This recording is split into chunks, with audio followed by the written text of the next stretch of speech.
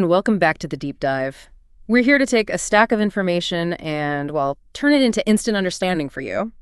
That's the plan. Today, we are plunging headfirst into the really exhilarating world of Formula One, specifically the legendary Moët-Chandon Belgian Grand Prix 2025. Spa, always special. Exactly.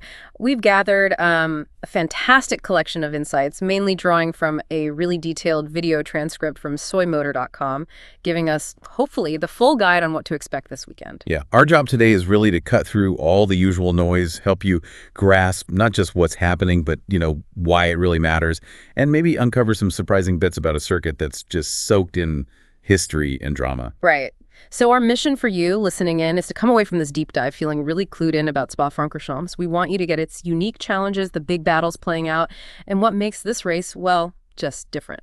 Okay, let's jump right in. Let's unpack this legendary circuit, the Belgian Grand Prix 2025, one of the last two races before that summer break, paired with Hungary. Right, the final push before the holidays. And SPA-FRANCORCHAMPS, it's not just any track, is it? It's one of F1's originals, been active since 1950. It's seen 57 Grand Prix. Yeah. Incredible history. Truly. It's a place where history was absolutely made, tucked away in the Ardennes forest, which itself is famous for epic battles, not just racing ones. No, indeed. And the track itself, physically, it's just imposing. It's 7,004 meters long. Or the longest, yeah. Definitely. 44 laps, covering over 308 kilometers. Checo Perez had the fastest lap last year, a 1.44.701. It gets called the most beautiful circuit in F1 history for a reason. It really, really pushes drivers and cars. You mentioned the physical demands. What specifically makes it so tough, especially on the cars and tires? Well, it's the combination of high-speed corners, significant elevation changes, and those long sweeping turns. It puts immense lateral stress, particularly on the front tires and the left side tires. They really take a beating. Okay, but what really brings Spa to life, I think, are those legendary corners. You hear the names ROUGE, POUHON, but what are the stories? You mentioned DRS zones, too. Yeah, two DRS zones, the main straight, obviously, and then the Kemmel straight, which runs from after La Source, curve 1, up past ROUGE and Raidillon, so between curve 4 and curve 5, essentially. Okay, so let's talk corners. La Source, curve 1. Why that name? La Source, it's pretty straightforward. It means the spring, or the source in French, named after the many water sources in the region around Spa. It's a really tight hairpin, absolutely critical for the run down to, well, the most famous complex. Which has to be ROUGE and Raidillon. People often mix them up, right? They do, constantly. ROUGE itself, curve 2, is that initial sharp uphill left-hander. Its name means red water, literally. Red or why? It comes from a small stream nearby, a tributary of the Amlève River that has reddish iron oxide deposits. And that little stream, believe it or not, was historically a border. Roman times, Netherlands Prussia, Belgium Prussia. Seen a lot. Wow. But Raidillon, curve 3, is the next sweeping right-hand curve at the crest of the hill. It's the whole sequence ROUGE into Raidillon that drivers take almost flat out now. It's just breathtaking. Pure commitment. You can just picture it. So it's that sequence, not just one corner. What about POUHON? Curves 10 and 11? That sounds challenging. Oh, POUHON is brutal. A super high-speed double left. They'll be aiming to take it full throttle this year, which hasn't really been possible since 2020. We're talking speeds over like 250, 260 kilometers per hour through there. Wow. And its name, also water-related. Exactly. Named after another type of ferruginous water spring, the kind that originally made the town of Spa famous for its healing waters. POUHON basically means place where water springs. It demands incredible precision, really shows off the car's downforce. And the others, Malmedy, Stavelot. Those are mostly named after nearby towns, Malmedy, Stavelot. The original, much longer circuit actually linked these communities together. Bruxelles, curve 8, used to be revised, but got renamed for the capital. Speaker's Corner, curve 9, apparently named because the best view was from a commentator's booth there.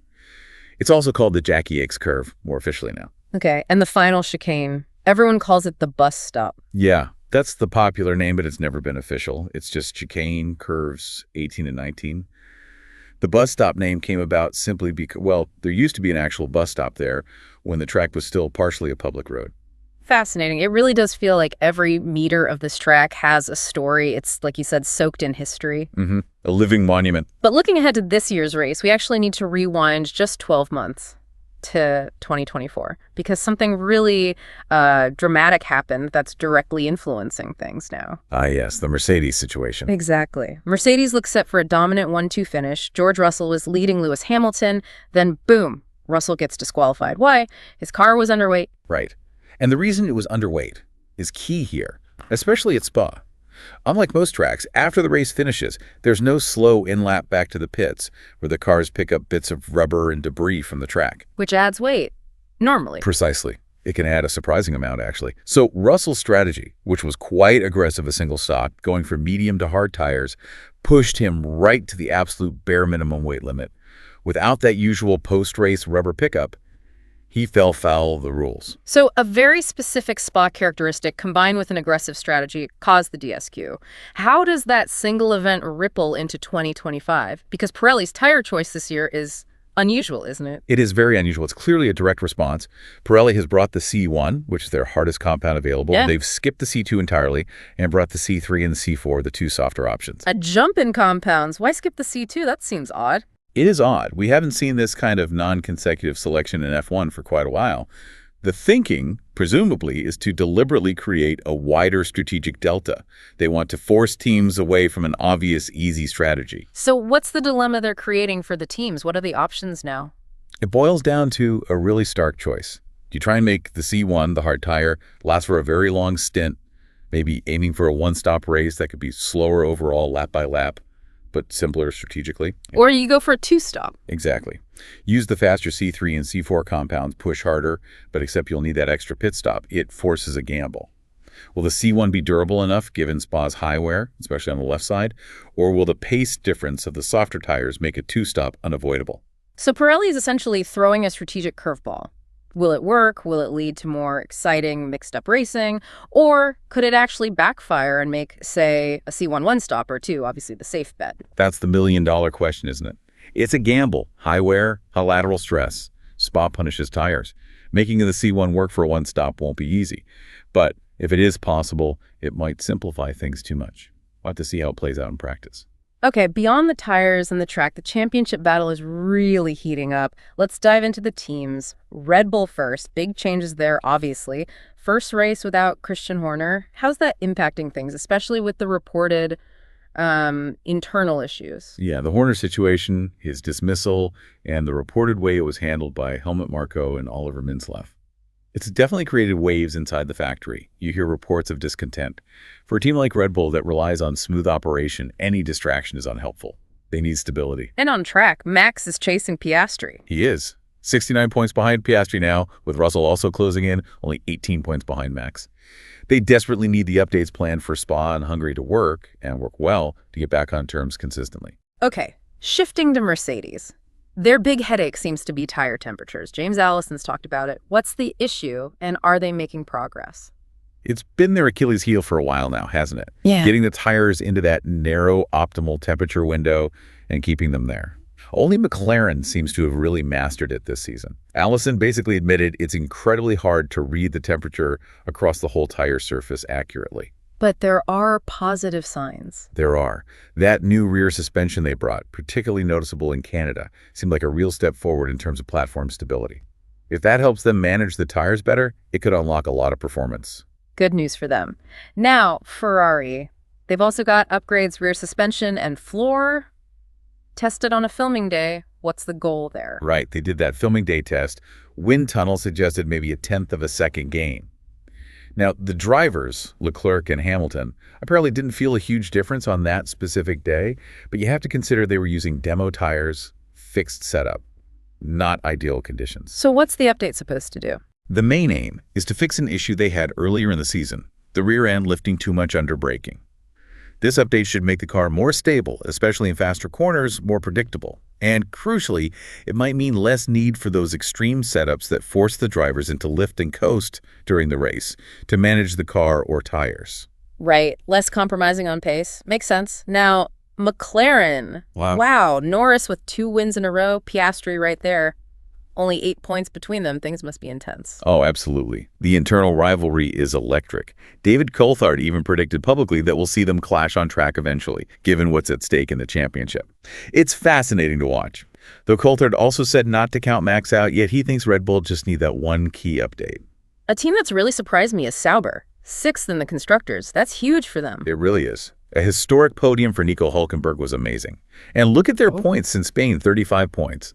In the same period, Red Bull only scored 29. That shows real sustained improvement. Incredible turnaround. Yeah. And Bortolito's been singing Verstappen's praises too, putting him up there with Senna. They're now genuinely chasing Williams, only 18 points behind. And speaking of Williams, Carlos Sainz gave a really interesting interview recently. Sounded quite open about leaving Ferrari and joining Williams. He did on the High Performance podcast, very candid, said he's really happy at Williams, called it like a family, talked about the shock of the Ferrari news, finding out about Hamilton from a friend when his own contract talks had stalled. He's framing 2024 as a character development year. Gives you a real insight. It does. Okay, Aston Martin, updates coming for Spa 2 and big focus on 2026. Yep, updates are a follow-on from Silverstone, though the rain there meant they weren't fully validated. This is probably the last major push for the AMR25. As you say, focus is shifting hard to 2026. They do have that big advantage in wind tunnel hours because of their championship position, 420 hours, versus, say, McLaren's 280. That's significant. It is. And Andy Cowell's comments about the new factory running at incredible pace, like 100 people running 100 meters in less than 10 seconds. Very bullish. But there are those whispers about the Honda 2026 engine direction being quite different, carrying that champagne or hospital risk. High risk, high reward, potentially. And quickly, Alpine and Haas. Alpine last, but weirdly with the most points ever for a last-place team. Yeah. 19. Their focus is entirely 2026 now. Haas. Yeah. Lots of speculation about a potential Toyota link-up, maybe technical, maybe sponsorship, possibly bringing Yuki Tsunoda in for 2026, even though Ocon and Bierman have deals. The driver market is always churning. So if you pull all that together, our analysis, based on Soy Motors insights and Spa's characteristics, high-speed, high-wear, points towards McLaren probably having the edge this weekend. Then likely Ferrari, then Red Bull, maybe Mercedes just behind them. But it's close. But there's always a but at Spa, isn't there? The wild card. The weather. What's the forecast suggesting? You got it. Spa weather is famously unpredictable. Right now, Google Weather says about a 25% chance of rain for Sunday's race.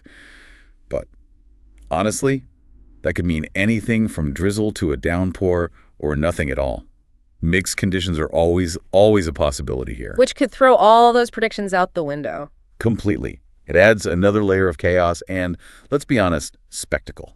And speaking of spectacle, it's a sprint weekend, too. That changes the whole rhythm of the event. Remind us how that works. Right, the sprint format really compresses everything. Friday is just free practice 1, then straight into sprint qualifying. Saturday morning is the sprint race itself, followed by the normal qualifying session for Sunday's main Grand Prix in the afternoon, then the GP on Sunday. So much less practice time. Teams have to hit the ground running. Exactly. Huge pressure to nail the setup in FP1. Makes every single session critical. No room for error, really. It definitely adds excitement and another strategic dimension. It really does sound like a weekend where absolutely everything matters. The history, the track, the tires, the team battles, the weather, the format. It's all converging here. And that just about wraps up our deep dive into the 2025 Belgian Grand Prix. We've unpacked its incredible history, tackled those demanding corners, looked at Pirelli's big tire gamble, and explored all the fascinating stories playing out up and down the grid. Yeah, from the championship fight heating up to teams managing internal changes and upgrades. Yeah. This race really does feel like it has everything. It truly underscores how F1 is this amazing mix of, bleeding edge tech, super complex strategy, and just raw human talent and ambition. Mm-hmm. The way the cars evolve, the drivers adapt, the sheer challenge of a place like Spa, it just reminds you there's always something new to appreciate about this sport. So as you settle in to watch the Belgian Grand Prix this weekend, here's something to think about. In a sport that's so defined by technology, by tenths of a second gained through engineering, what are those fundamental human qualities, maybe adaptability, maybe courage, maybe pure intuition, that ultimately make the biggest difference when it really counts?